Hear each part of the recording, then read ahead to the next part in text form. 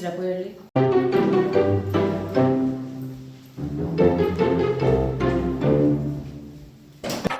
మందు బాబులం మేము, మందు బాబులం, మందు కొడితే మాకు మేమే మహారాజులం.